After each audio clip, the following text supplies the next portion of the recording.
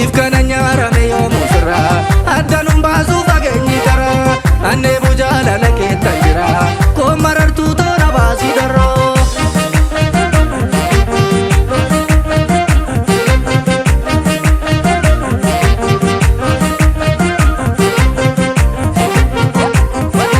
Bokee mannisaa maroo bokee mannisaa maroo heleelletti loonii bitee kaloo. Hunduu sitti reeffata ati kan kamiita tayaan taloo kaleessa tu hammatu har'allee si naadatu silaalee numaatu waliin malee walee walirraa nafnu wormaa bakka laatini waltu wal waliin mala jaalallee